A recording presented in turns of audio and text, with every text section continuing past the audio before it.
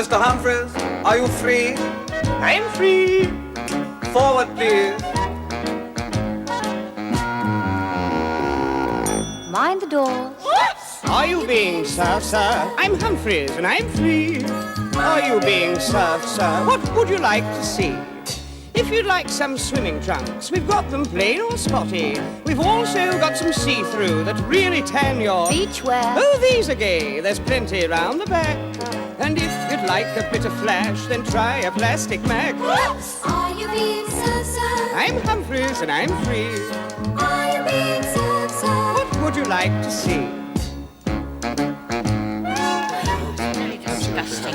How much longer are we going to be without food? Oh, if we hadn't made all that fuss about having waitress service, we could have queued up, got it and eaten it by now. If you're on your feet all day, the least you can expect at lunchtime is to sit down and be served with your food like civilized people. My stomach's rumbling like an atomic power station.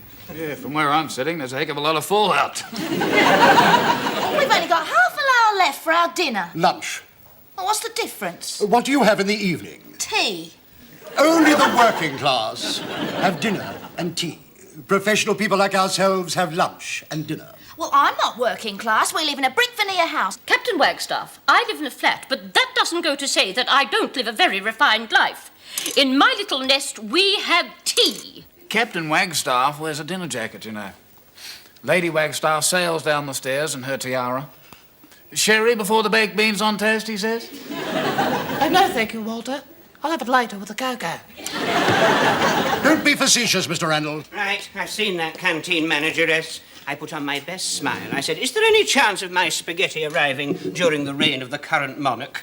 She gave me a right earful. I hope she didn't use bad language. Didn't use any language at all. She just gave me a right earful. This is intolerable. We've only got half an hour left before we go back. And just look at these knives and forks. Plastic. Now, when I first came here, we had tablecloths and real EPNS. That's modern science for you. Yeah, they're making some terrible mistakes, you know. I read somewhere where they've produced this very large clover for animals to eat. Now the bees can't pollinate them because their noses aren't long enough. What are they going to do? They're going to breed bees with longer noses. I didn't know they did it with their noses. You should watch John Law's World. Oh, does he do it with his nose? No, he's the one who runs around telling everybody how the world began. Apparently, when it started, it was just like soup with little orgasms crawling around it. Organisms. Oh, well, yes, soup with little creepy things crawling around in it. In that case, when I was in the kitchen just now, it's starting all over again. Captain Wagstaff, you're the senior person here. Could you go and have a word with them so as we get our grub? That won't be necessary. There's a far simpler way to communicate with those whose evolution is not advanced enough to enable them to communicate on an intellectual level. Oh, what's that, Captain Wagstaff? Why are we waiting? Why are we waiting? Oh, why are we waiting? Oh, why? Why are we waiting? Why are we waiting? Oh, come let us adore. You're the ringleader, are you? Me a ringleader? Never in your life, my dear. I'm merely expressing a concerted opinion. Oh, does someone wish to complain, then? We all do. Right, what about? Let's have it. Well, we've been sitting here for half an hour and nothing's arrived except you. Right, I'll tell you what I'm going to do. I'm going to go back into the kitchen and I'm going to ask them to make you a special order. Oh, thank you. Last. And if I have one more word, nobody'll get anything. In that case, we shall complain to a higher authority. I don't care who you complain to. As far as I'm concerned, you can come down here and run it. If you don't mind my saying so, they couldn't make a bigger cock-up of it. It's all very well for you sitting there to say that like a wrinkled old prune. I'm too short in there. And I've got a poison finger. In that case, cancel my toad in the hole. Instead, I'll have 2 charcoal pieces of toast, a 3-second egg, and when I eat the toast, I want to break my teeth and the egg go all over my tie. That's disgusting. I wouldn't make you anything like that. Well, you did yesterday.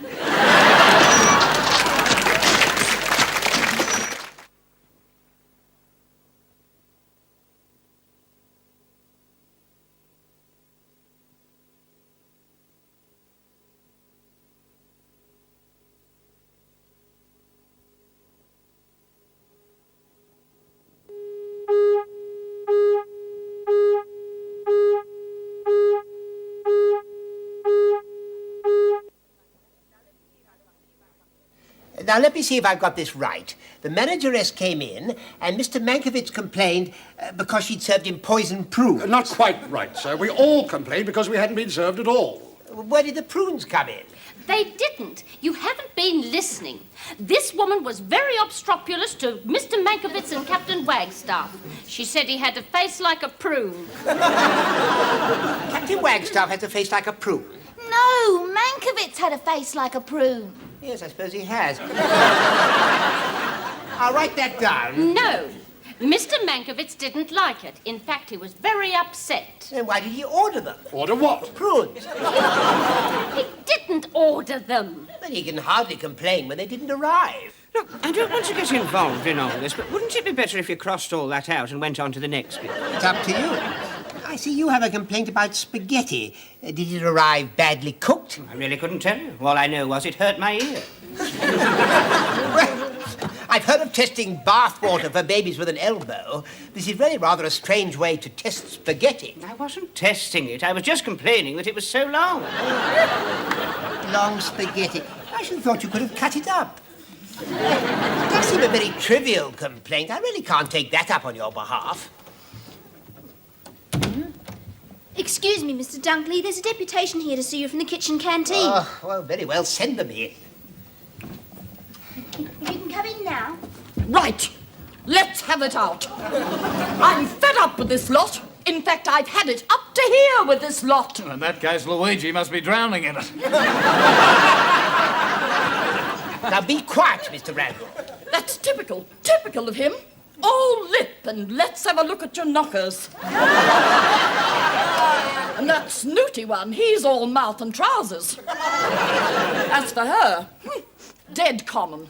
How dare you? Well, go on, tell her you got an inside toilet. Why don't you shut your cake hole? Oh, you are common. Not half as common as what you are. My mother always says, common is as common does.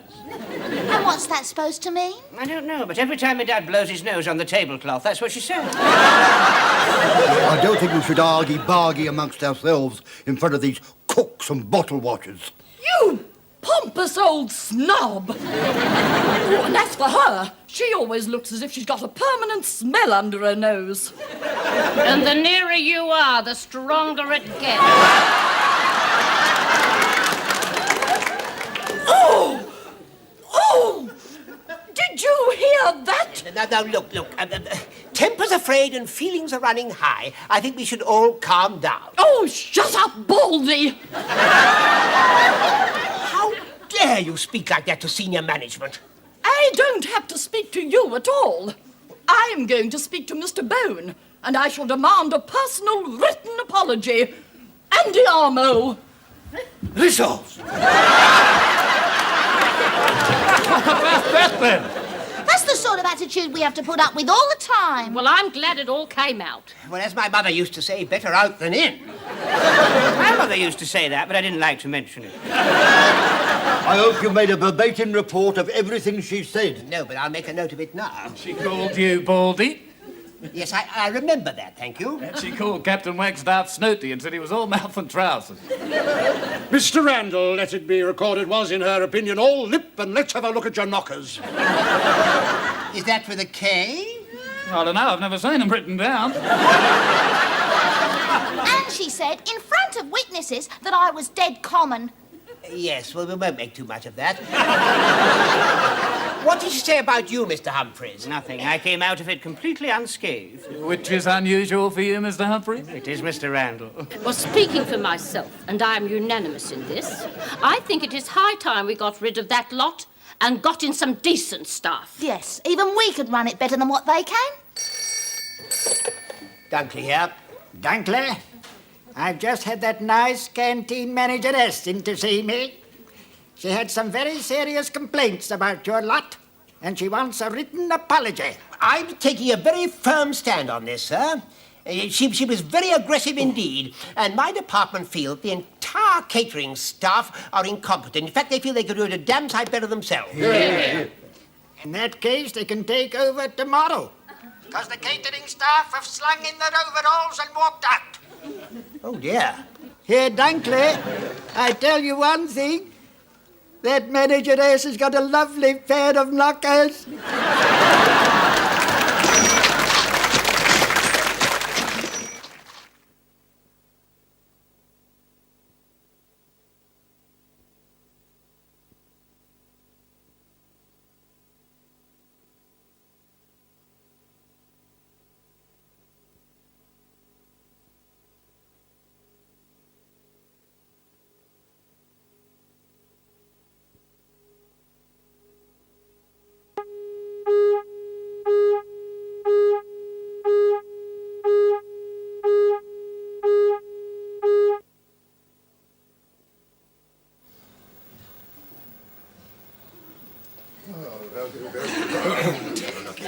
Oh, look. Sorry. Wow. Mrs. Mac. Well, if you'd kept your mouth shut, we could have been on our way home by now. Well, we said we could do it, so it's up to us to acquaint ourselves with the kitchen and make a plan of battle before we serve lunch tomorrow. Oh, just look at the muck in here. If my mother saw this, she'd have a fit. To think we've been eating food what they cooked in here. Oh, come now, let's be discouraged by the prospect. As my chief instructor on my Royal Army Service Corps catering course used to say, cooking requires very little intelligence. Otherwise, women wouldn't be able to do it. If that's the attitude, I'm off. Come on, Shirley. Oh, present company accepted, of course. We've all heard of your culinary expertise, and naturally, I expect you to be my chief assistant. Oh, so you've elected yourself boss, have you? Well, somebody has to get things organised, Mrs. Crawford. Now, which of us can claim cooking experience? Well, I boil a nifty tin of Irish stew. I see. Randall. Preparation, serving, and washing up. Miss Buxton? She has had a lot of experience in the kitchen. Unfortunately, very little of it was cooking. Now, let's be serious, Mr. Randall. Well, my mum does most of it. Now, what happens if you're on your own? I bring back a bit of garlic sausage, fry it up with some onions, and have it with baked beans and garlic bread. No wonder you're on your own. Oh, I can do an azuki misaki. What's that? Well, it's a kind of meaty, eggy thing on a stick. Where did you learn to do that? I had this Greek boyfriend, and he fancied a local dish. I said you had a lot of experience in the kitchen. You've got a one-track mind, you have. Dirt trap. I made some toffee once, but we had to throw it away. It cost $84. It must have been an expensive toffee. My teeth were stuck in it. Well, I used to help my mother in the kitchen ever since I was tall enough to peep over the table. If she was baking bread, she used to give me a bit of dough, and I used to make bread men and put currants in for the eyes and buttons. One day I put a bit of candied peel where I shouldn't have done. I wasn't allowed in the kitchen. Well, we don't usually have bread men on the menu, Mr. Humphreys. What else can you do? Well, let me try and give you one of my typical menus. Oysters Rockefeller, followed by quails in aspic, with devilled lobster and mange tout, followed by baked Alaska and marron glacé. Mind you, if I've got people coming, I do something special. This is a canteen, Mr. Humphreys, not a trade union dinner. What about you, Mrs. Crawford? Oh, well, I just do simple cooking to my own taste, but you'll never see a dirty plate in my kitchen. If I leave anything, my pussy gobbles it up in a flash. I'll tell you what, I vote that Mrs. Crawford is the chef. Certainly. Right. Well, let's agree then that Mrs. Crawford is head cook, but we'll all have to pull together to get the meal prepared and served. Well, before we start mucking in, let's start mucking out. Come on. I'll do the washing up. I'll wash, Mrs. Crawford. Yes. You dry. Excuse me.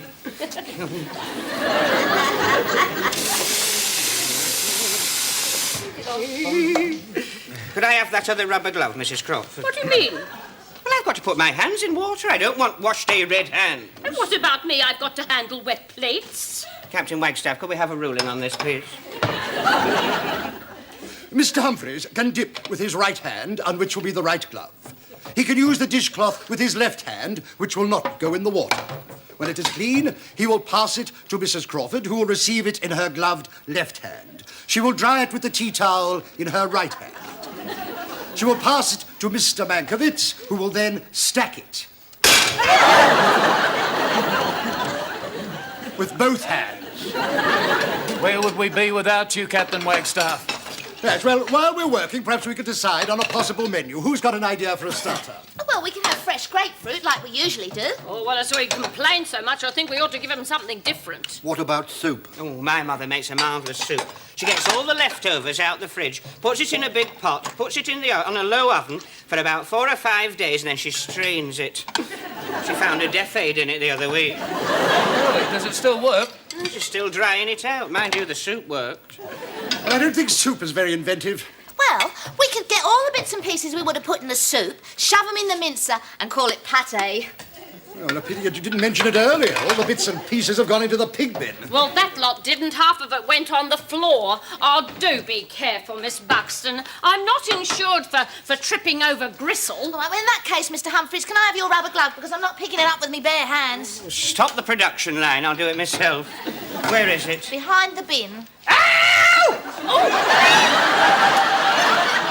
Was it a mouse, Mr. Humphreys? Don't be silly, Mrs. Crawford. Only women are frightened of mice. What was it then? A frog. Oh, what's a frog doing behind there? Perhaps some fairy prince was rude to a gypsy violinist. Out of Out of the way, I'll have a go and I'll get rid of it. Oh, no, don't squash it. You can't be cruel. It's a living, breathing being.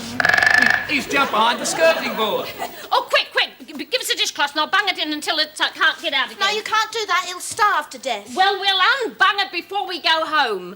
What I'd like to know is how it got up here in the first place. Well, if it was a cane toad, it probably came with a grapefruit from Queensland. Well, as we haven't had much success with the first course, anybody got any ideas for the main dishes? Captain Wagstaff, are you sure you're not overtaxing yourself licking that pencil? Let's get on with your work, Mr. Randall. They used to make a nice steak pie. Perhaps the recipe's about somewhere still. But it's not much good producing the same dishes that we've always been complaining about. We've got to come up with something quite different, something French, perhaps. Well, if you'd given me a free hand with that broom, we could have had frog's legs. It's all very well trying to decide what we're going to give them. We don't even know what we've got in the larder. Ah, that point just crossed my mind, Mrs. Crawford. Yeah, just after she said it. Now, that'll do, Mr. Randall. Now, take an inventory. Now, go up there, call out the contents, and I shall record them. 1 whole sheep. 1 whole pig. 1 hole in the wall with the toad looking through it. Mr. Humphreys, it's your missing toad in the hole.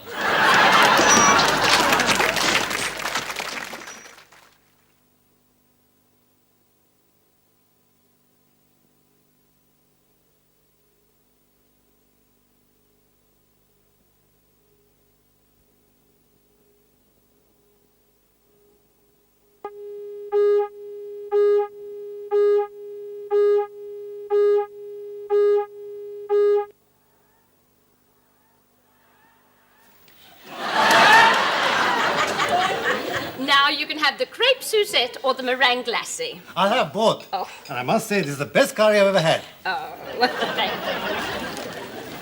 That shish kebab is just like you get in the Greek restaurant. Can I have the recipe? Well, you just have to know how to go about it. Coffee to follow, Mr. Catchpole. If you please, Mrs. Crawford. Well done. Thank you. Table 4 and keep the change. 3 shishes and 2 tandoori. You'll have to wait for that. I've had a rush on this.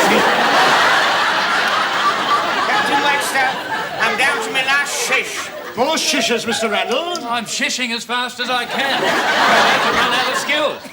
I won't give you your shish until you've got your tandoori, otherwise your tandoori will get tepid. 1 Suzette and 1 meringue on the same plate, please. Oh, that must be for them animals in the packing department. Young Mr. Bone has taken his place in the executive dining room and he'd like the soup du jour. Oh, if I'd have run on that as well, I shall have to see to the manager. Captain Wagstaff, are you free? What is it, Mr. Humphreys? Can you squeeze me another mock turtle? I've got a crisis with the shishes. But it's for young Mr. Bone. Oh, 1 mock turtle soup coming up.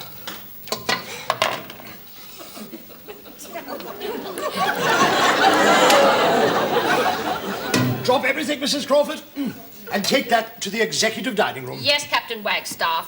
Well, by the time the doctor arrived, I was bandaged from head to foot, with only one eye visible.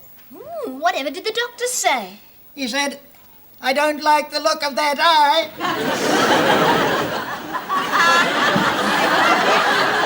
Your soup, Mr. Bone. Real turtle. Oh, good. I do like a soup with a bit of body in it.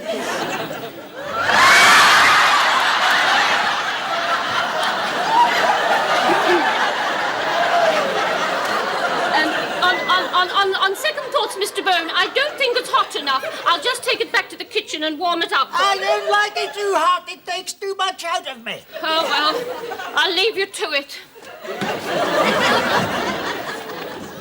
Mr. Bone, the bowl does look a bit full. Don't try to finish it off, otherwise you won't have room left for what's to come. I'm enjoying it.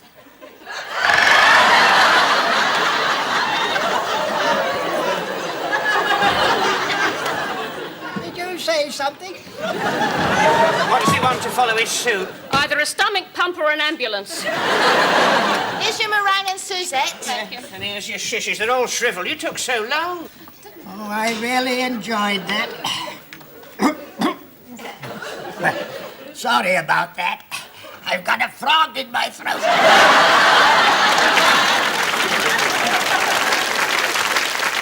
Well, I'm still glowing from the compliments. They said it was the best lunch they'd ever had. At least we proved our point. We said we could do it better, and we did. How much did we take? $191. And what were the outgoings? Here they are. Chinese takeaway, $30. Indian takeaway, $64. Greek takeaway, $118.50. Yes, which makes a net loss of $16.50. If we do that every day, we'll be ruined in a week. We could raise the prices. Well, it wouldn't help my feet. Or my wash day red hands. I tell you what, the regular staff won't come back unless we give them a written apology. In times of crisis, Australians have always stood firm by their ideals. On the other hand, we have not got to where we are today without knowing how to compromise. I quite agree. We, the undersigned, humbly apologise to the catering staff of Bone Brothers for complaining about the service, the food, the conditions, And that cow of a manageress. and that cow of a manageress.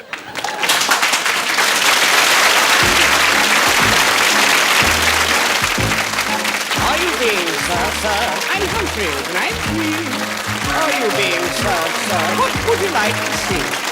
If you'd like some swimming trunks, we've got them plain or spotty.